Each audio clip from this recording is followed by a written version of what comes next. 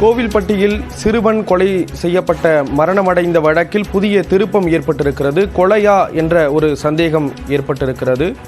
சிறுவன் மரணத்தில் திடீர் திருப்பம் ஏற்பட்டிருக்கக்கூடிய ஒரு சூழலில் இது தொடர்பான விவரங்களை செய்தியாளர் மகேஸ்வரன் வழங்க கேட்கலாம். மகேஸ்வரன், என்ன மாதிரியான விசாரணை நடத்தப்பட்டு வருது? இப்போ இந்த திடீர் திருப்பத்திற்கு என்ன காரணம்? ஸ்ரீராம், தூத்துக்குடி மாவட்டம் கோவில்பட்டி காந்திநகரைச் சேர்ந்த கார்த்திக் முருகன் பாலசுந்தரி தம்பதியின் இளைய மகனான கருப்பசாமி என்ற சிறுவன் மர்மான முறையில் உயிரிழந்தார். இதையடுத்து போலீசார் பல்வேறு கோணங்களில் வழக்கு விசாரணை நடத்தி வருகின்றனர். ஏற்கனவே ஒரு பெண் உட்பட 4 பேரிடம் இது பற்றி தனித்தனியாக விசாரணை நடத்தினர். அது மட்டுமின்றி தூத்துக்குடி, நெல்லை, கன்னியாகுமரி உள்ளிட்ட மாவட்டங்களிலிருந்து 4 மோப்ப நாய்கள் வரவழைக்கப்பட்டும் போலீசார் விசாரணை நடத்தினர்.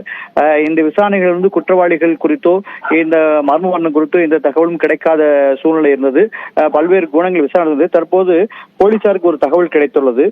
கொலை செய்யப்பட்ட கருப்பசாமியின் தாயார் பாலசுந்தரி அந்த பகுதியில் நடைபெறக்கூடிய கள்ளச்சந்தை விற்பனை செய்யக்கூடிய மது விற்பனை மற்றும் கஞ்சா குறித்து காவல்துறை கட்டுப்பாட்டு அறைக்கு சில மாதங்களுக்கு முன்பு புகார் தெரிவித்துள்ளார். அதன் அடிப்படையில் போலீசார் அதன் காரணமாக அந்த தாய் புகார் செய்ததால் அதுக்கு பழி வாங்குவதற்காக சிறுவன் கொலை செய்யப்பட்டிருக்கலாமா அப்படிங்கிற சந்தேகம் இருந்திருக்கு. அதை நோக்கி போலீசார் தற்போது தங்களுடைய விசாரணை துவக்கியுள்ளனர். நம்ம ஏற்கனவே ஆரம்பத்தில் சொல்லிக் கொண்டிருந்தோம், இந்த பகுதியில் கஞ்சா விற்பனை, மது விற்பனைங்கிறது தொடர்ச்சியா அதிகமாக நடந்துகிட்டு இருக்கு. அது மட்டும் இல்ல, மக்கள் காவல் கொலை தொடர்பாக புதிய திருப்பம் ஏற்பட்டிருக்கிறது. கொலை செய்யப்பட்டிருக்கலாம் என்று சந்தேகிக்கப்படக்கூடிய நிலையில தொடர்பான விவரங்களை கொடுத்தீங்க. நன்றி மகேஸ்வரன்.